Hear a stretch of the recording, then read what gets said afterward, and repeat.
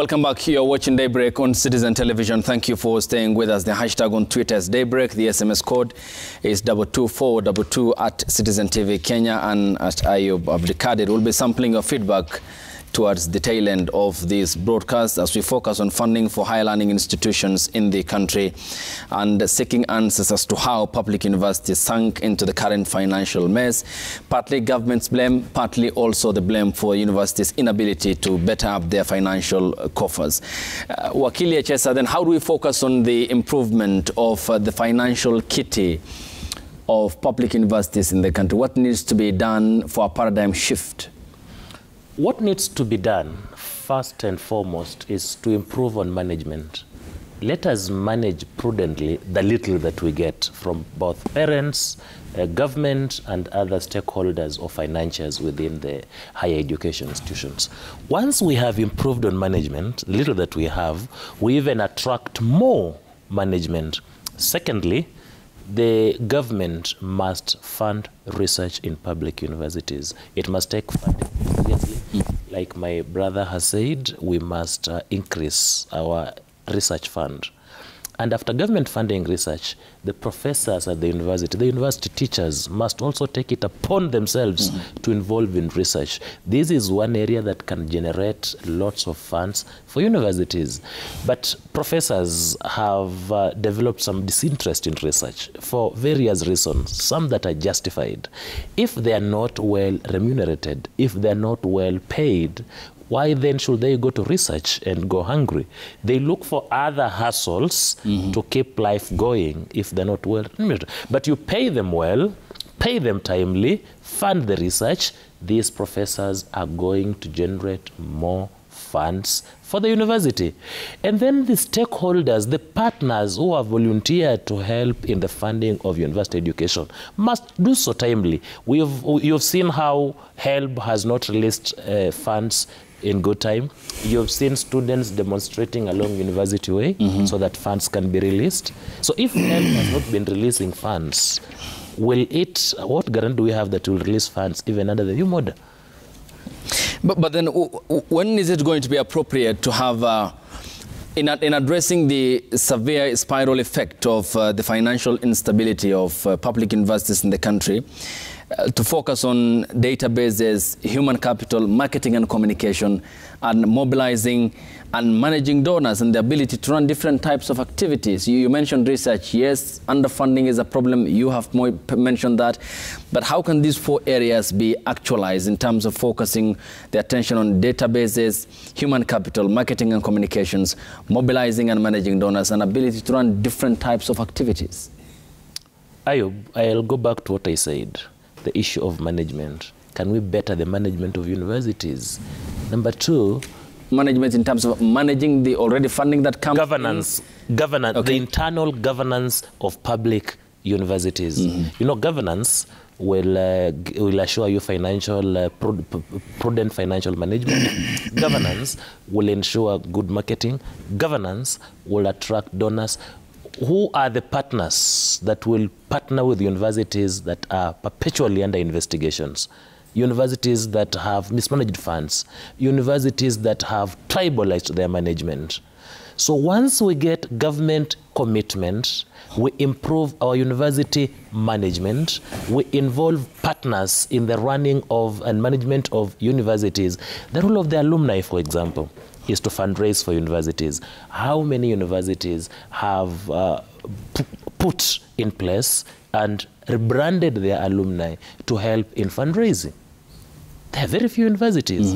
So it rotates around the issue of government commitment, prudent university management and governance, and involvement of partners and donors. Cyprian, where does then this take the question on the potential for resource mobilization? which, according to that still report on reforming higher education in the country, that policy report, that in developing countries, Kenyan universities could actively seek additional resources through donations, contract research, consultancies, continuing education, and other fundraising activities, as some of them have already done since the government started reducing university budgets in the mid-1990s. And this is a signal that was sent out even before the current administration, which now dates back to the early 1990s. And the universities have been unable to read the signs of the forthcoming financial crisis to focus on some of the itemized issues that I've mentioned from that report. Isn't it also a failure on the management part of the universities? Yes, somehow it is on the management, but again, you know, public universities, it becomes difficult really to separate the management from the role the government plays. For example, you find here is a vice chancellor or a council that has a university whose total budget is maybe 1.5 billion, but the government is only providing 700 million. Mm-hmm. Then it leaves the university to search for 800 million. And we have always made them to be aware that a university cannot raise such an amount of money because the core business is not purchases and sales.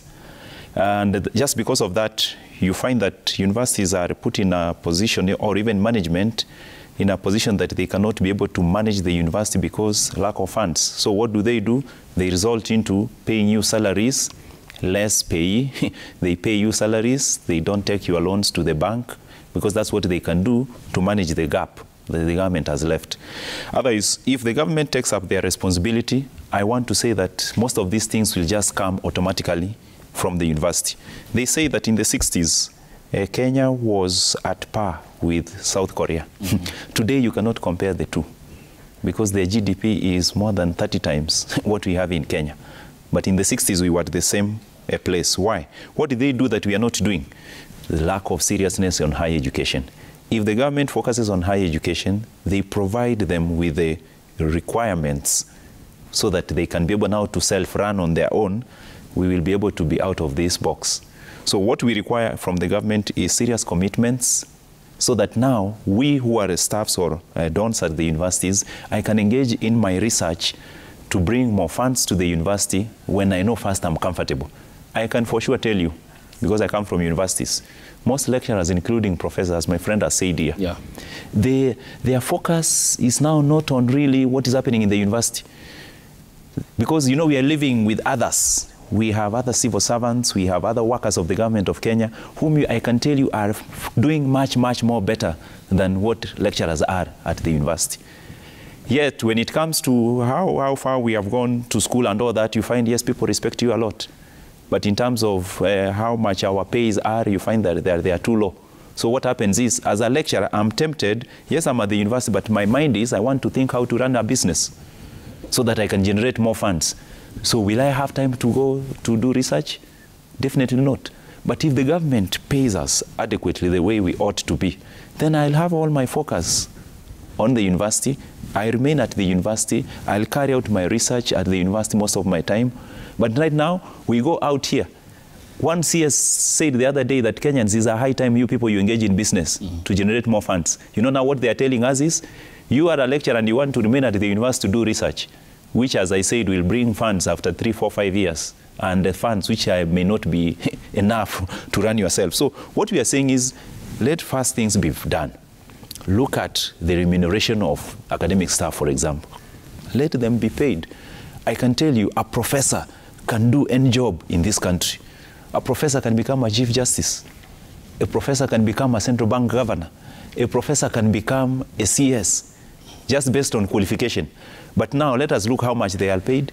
You find the money that they are paid sometimes are almost at par with what our students who just graduate from university get. So you find that now this professor, even if you want to tell him to engage much on research, the basics, he does not meet the basic needs of his life and family. So if that is sorted and we are adequately remunerated, I can tell you, we will be able to go and engage much more on research to generate more funds for the university, and that way the university will be out of the hole they are in terms of financials. So if that is done, to me, right, that is the comparison which we don't always bring on the table. And that's why I've challenged you.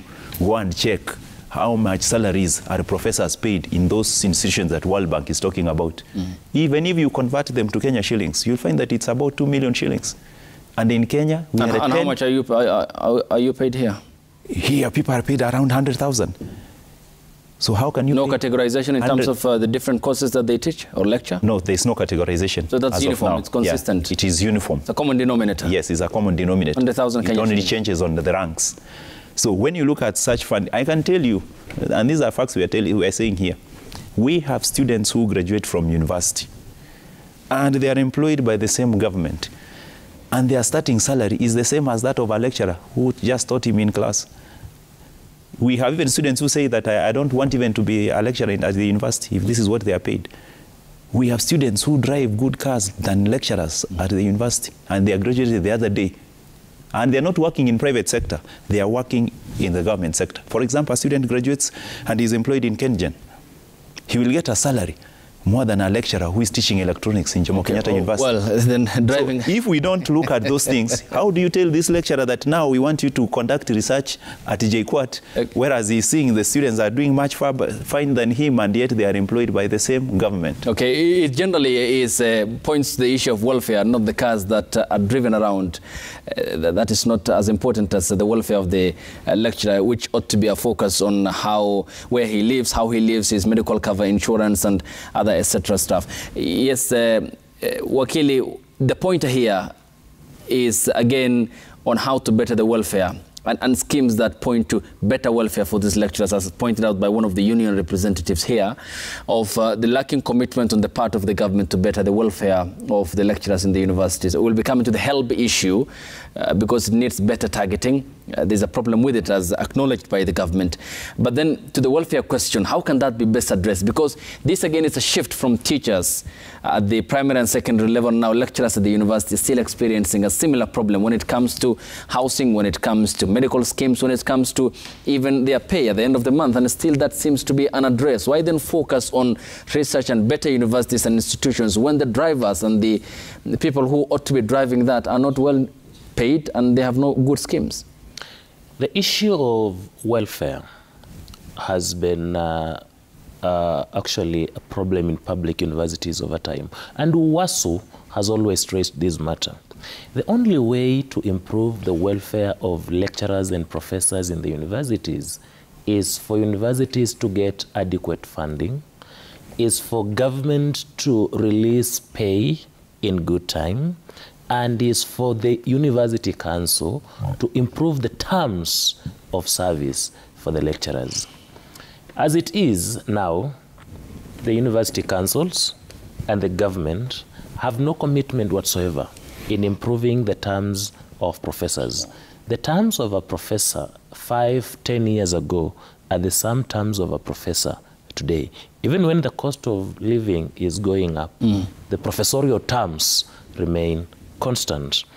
And this has an effect of not just demoralizing the professors who are already in the system, but universities have failed to attract, continuously failed to attract quality staff going forward.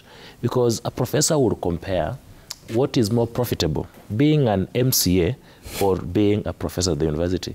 And you get that some MCAs are doing much better than professors, even professors of medicine at the universities, because MCAs will go and supply things at the counties, harass governor here, there, and make good money.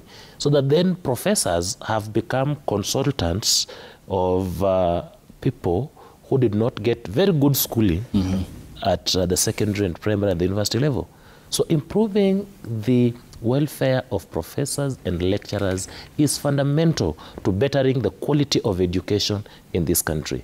If we do not focus on the teacher who is a professor, then the learner does not benefit. The professor must have a self-drive to go and teach, self-drive to do research, self-drive to impart knowledge so that wisdom can flow all directions. But if you don't focus on that, even the lecture halls where professors are supposed to teach from, these are lecture halls that if you are asthmatic and you're going to the university lecture hall in the morning to teach, you may move from the class to the ward because of the effects of dust and other things, even the environment within which a professor operates. Have you ever visited a professor's office at the university? In fact, you may not be told that it's a professor's office until you see the professor seated. They do not have even sitting space. Don't focus just on the pay, but the environment within which the professor operates. Okay, let's now take a look at HELB, and that is the Higher Education Loans Board. This is also a matter that the government said needs reforms based on the assumption that Kenya also bears similar characteristics. Still on your Wakili HS, that a larger share of the government subsidies goes to students from richer groups or families rather than the learners from lowest socioeconomic groups, and that financing may still be a significant barrier that many Kenyan needy students need. We seem to be also getting the priorities wrong when it comes to helping those who are needy, and rather focusing those who are from households that are capable of funding university education. I think, Ayub, this must be brought out. HELB has become another serious cartel in the funding of university education. One, even people getting HELB are not the deserving cases. A majority of them. HELB has become an institution where funds are disbursed on one, based on who you know. Two, even if you qualify, the disbursement time, you have to travel all the way from Habondi village to come to Anniversary Towers to explain to those people that you applied and you are due and you deserve. And then after 1 or 2 months, they will disburse. If we are unable to solve these minor challenges with HELB now, and we are burdening it with sponsoring more students in a more ambiguous manner, what will most likely happen? If corruption has found its way in HELB, what is the fate of deserving students? Remember, our students now join university at about 17 years. And they're not adults, they don't have identity cards. Are you aware that HELB does not disburse funds to such a category on the pretext that we do not have national IDs, and yet they are the universities? And then the president mentioned something that we must discuss. He said that 53% of those students in less needy and needy families will be funded by government. And then the rest of the funding, 40%, is through loans, 7% through households. Now, he goes ahead and even tells us that those who are going to apply for loans, government scholarship and grants will make an application. If mapping has been done and you've been categorized as a less needy student who deserves to get 40% of government loans or grants, why should you make an application? And remember, even the government funding of 53%, the president used English and said it will be a maximum of 53%, which means we have a minimum, and which means you will be funded based on the availability of funds. So if there are no funds, and in this country, currently, there are no funds, you can even be funded in 10%. And then the parent that you are overtaxing, you are shifting the same problem of funding university education to him. If you are taxing this person left, right, why can't you then take the responsibility of sponsoring their children in higher education? And it is significant to note that government and that commitment is down from 83% to 53%. So that is slashed by 30%. By half, which is not even assured. Because if government had committed previously to fund up to 85% and it was funding up to 43%, now that it has committed to fund 53%, chances are in the sequence and series, it may end up funding about 10 or 7%. And this is now what will cripple universities, because government funding will not be forthcoming.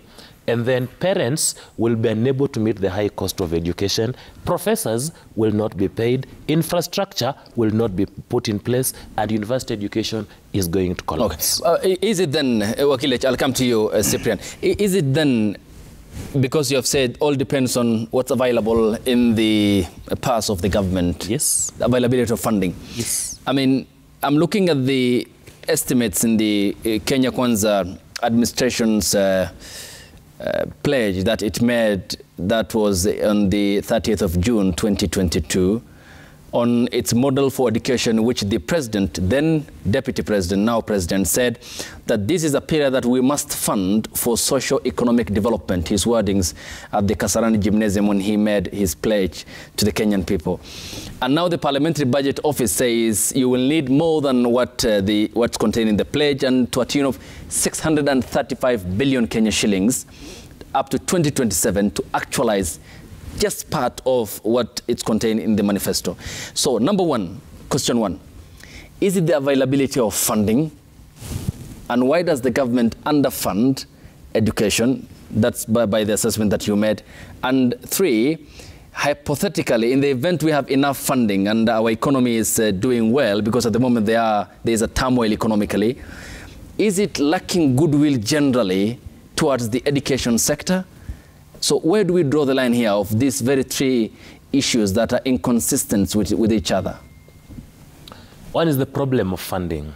Remember, Parliament can appropriate funds for education, but those funds are subject to availability.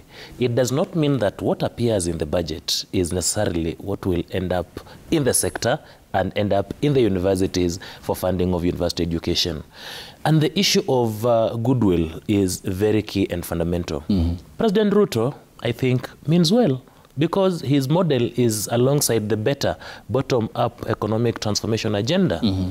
But does he have the funds? Does he enjoy the institutional goodwill from his ministry and other stakeholders to implement this plan? Is this plan practical? Hypothetically, if funds were to be available, yes, and we are operating in a very functional democracy that respects the rule of law, that does not give discrimination, this is a model that will be better. But in our present system and setup, this model is highly discriminative and is prone to abuse. And let us ask ourselves very simple questions. You know, the problem with our analysis as analysts is that we complicate our thinking. But if we think like the common Kenyan, we get solutions. This is a government, Ayub, that has not paid JSS teachers for 3 months, from the day they were employed. This is a government that has not put up structures that are required for the implementation of junior secondary schools and the CBC. It is now the same government that is making a very serious and overambitious program of funding university education that is student-centered. How possible is this? Okay, you pointed out the inconsistencies that I mentioned. Cyprian, then how do we turn around help for better targeting of those who deserve that funding for education at institutions of higher learning? Yes, when you look at HELB and the way they said it in the new model, they talked of a means testing instrument. And unfortunately, they said that that instrument has been in place. It is the one that HELB is currently using. And they look forward to using that so as to apportion the funds towards to the needy cases of students. I want to say that a majority of students at public universities come from not able families. And the only way for them is if this means testing instrument, I don't know how it's going to work, we wish to be told, because if now they tell us that we are going to use the usual and normal way, I can tell you for sure that those who are going to benefit will not be really students from poorer homes. If the government is serious on this means and testing instrument, I don't know. My advice to them is, let us have a criteria that at the end of the day, we'll even publish those names. Let the names be published and be placed in our various wards across the country. Because, you know, university students are not as many as those ones who are in primary or secondary. So it is a number that is manageable. If you place there a notice board showing that the following are students whom we have categorized as extremely needy, the following are students who have been categorized as less needy, and the rest are able, I want to tell you, the community themselves, they'll be able to point out that indeed this is a needy case, this one is not a needy case. Why? Because those families are based down there.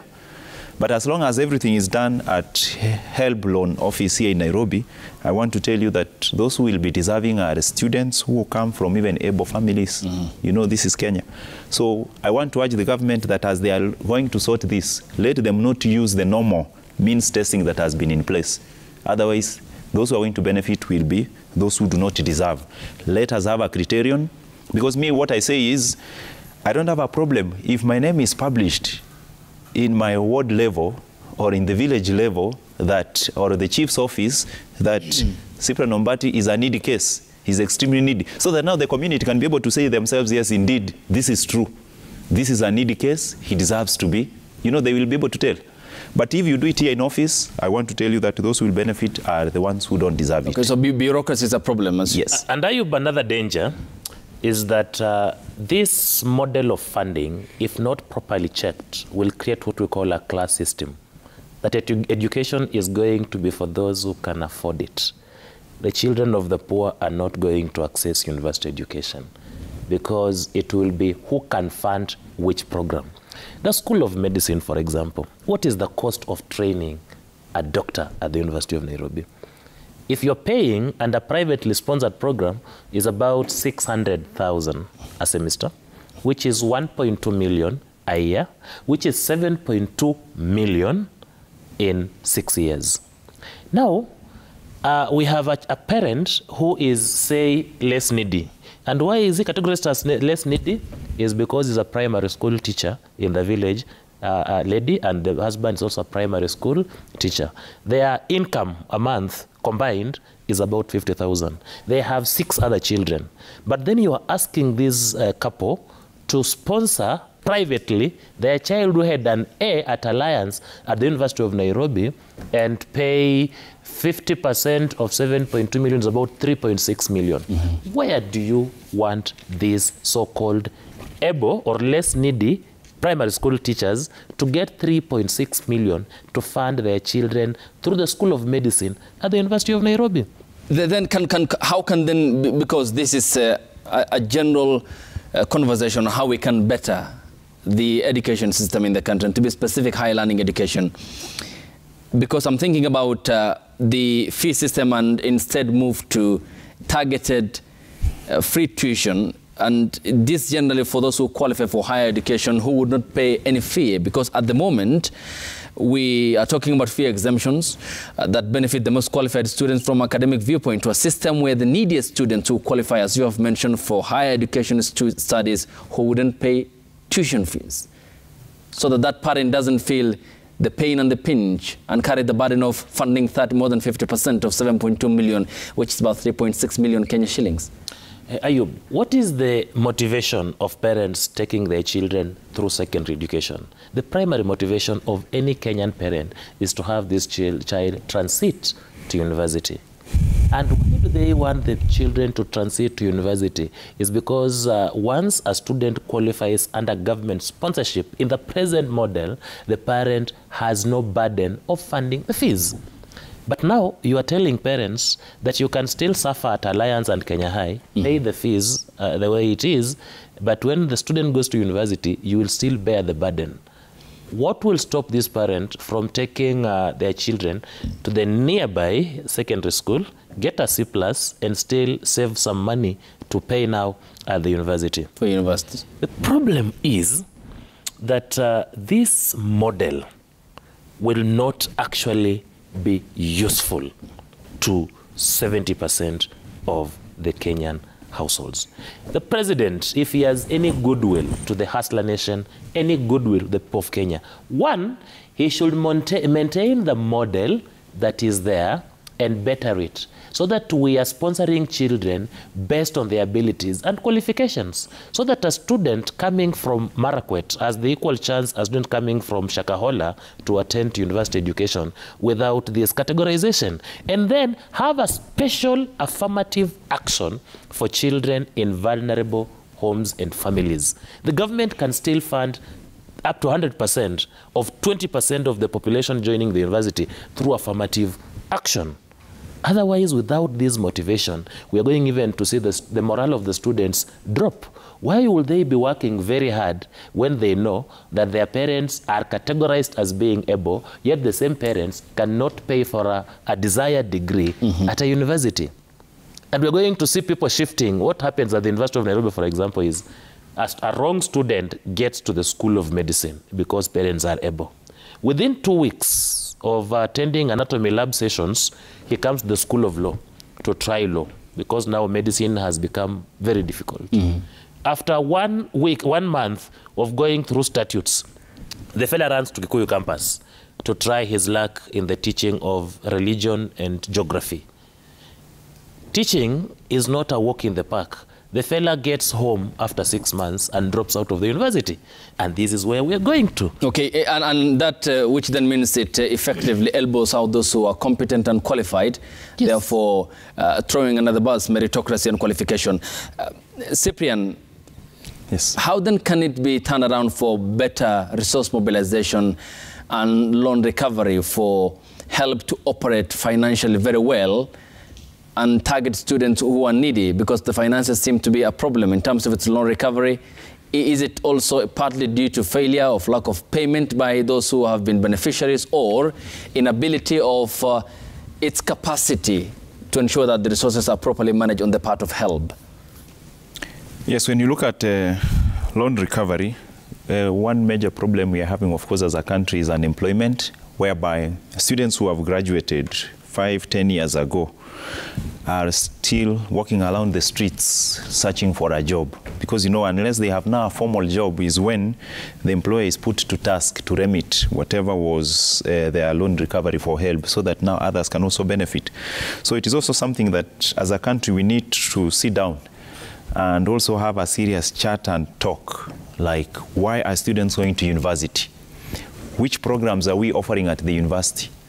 And what is their marketability when students have graduated, so that we run away from these things just of placing students into courses where sometimes they finish, they graduate, but when they come out here, they are not absorbed into employment.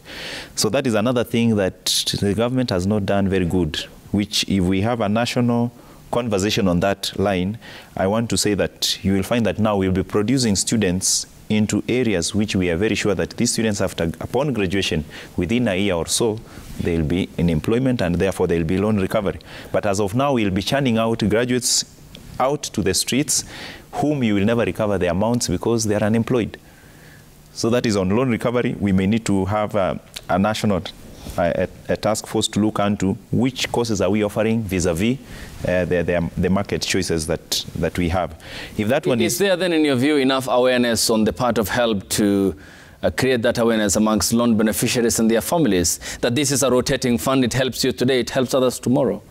Yes, they have only focused on one line, which is employment. That if you are employed, then now the employer, according to the law, they must now remit your deductions.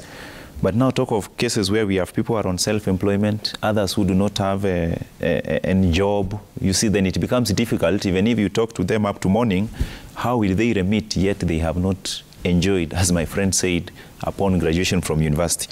It is a good narrative, but the families have so much on. You see, you cannot tell somebody to pay a loan now that he has graduated and he has not benefited in any way by obtaining a job out here.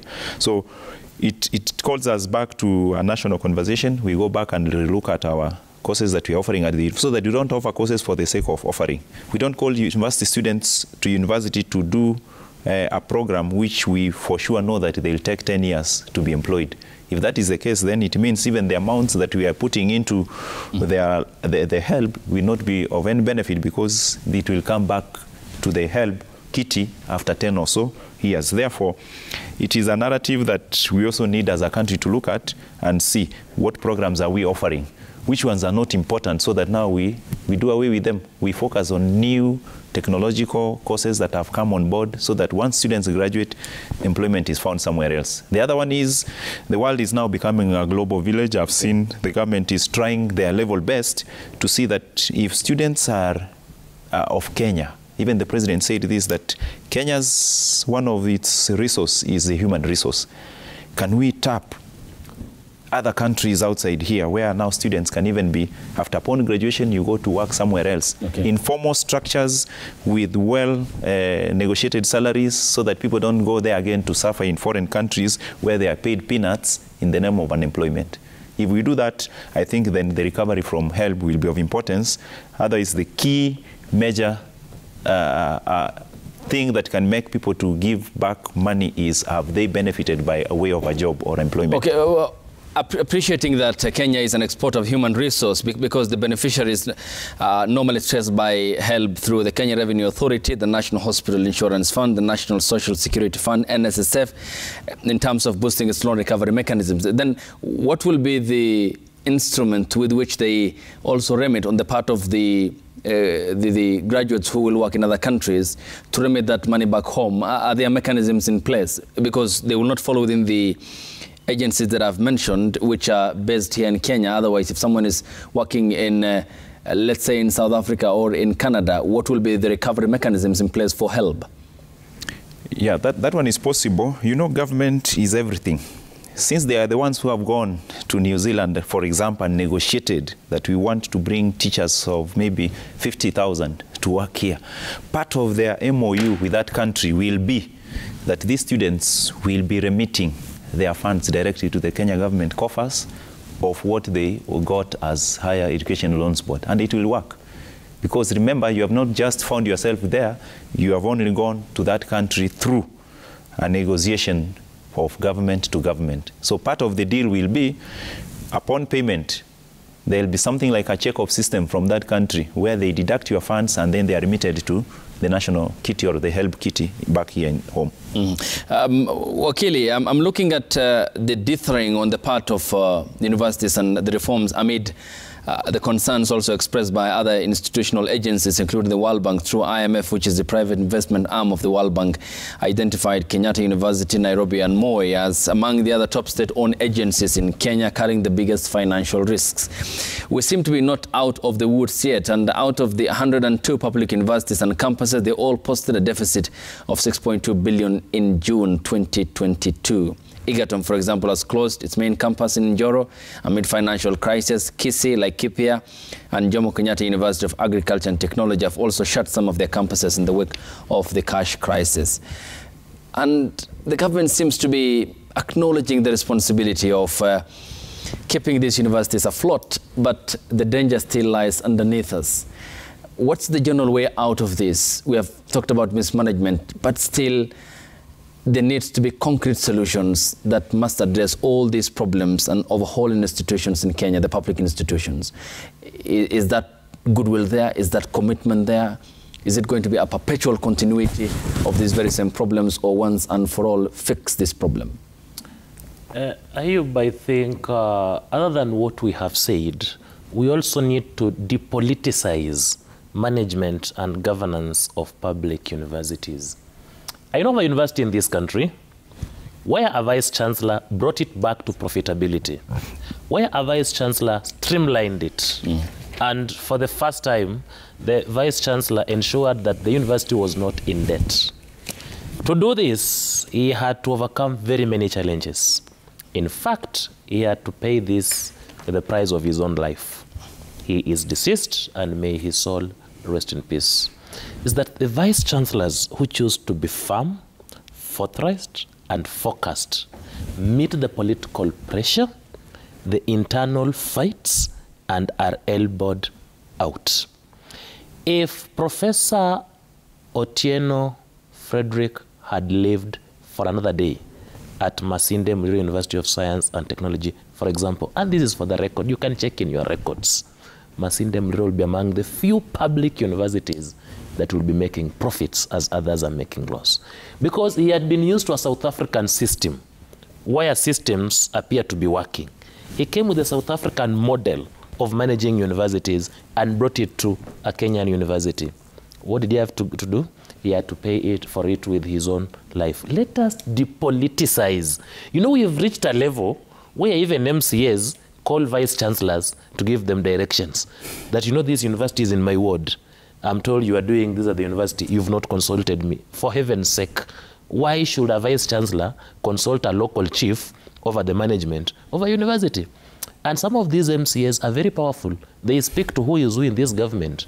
You don't take his call, you get a call from above. And number two, let us fund public universities. Let us do timely disbursements. Whether it is from government, whether it is from HELB, let that be timely. But before I move out of that discussion, let us also focus on the loaning that the president has said, that part of this funding will be through loans. Who shall be giving these loans? Is it HELB? And if it is HELB, does the HELB have the capacity to fund? And is it banks? What are the collaterals? What are the interest rates? Are they interest rates that are bearable? What is the purpose of loaning someone to study, for example, education, and then the interest keeps piling after graduation? You take 12 years before you employ this fella. You employ this fella and he takes the rest of his time paying for these loans. How profitable is that? Thank you, Kennedy Echesa. Your time is all appreciated. And let's take a look at the feedback and what you have sent in before we wrap things up here on the broadcast and the hashtag on Twitter is Daybreak. And Samuel Owoth says, we call upon the relevant authorities to increase funding and budget allocation for SGBV prevention programs to build capacities and strengthen both universities and TVET institutions. Honorable Lilian Sioe says it's important that universities promote transparency when it comes to program costs. The new funding model won't lead to increased fees. The increased budgetary allocation for grants and loans is definitely a step in the right direction. This is from unidentified Twitter. 30 billion fundings. It shouldn't just be on papers. Why we are tired of PRs and conflicting statements from government, while vulnerable students, he meant, are really suffering.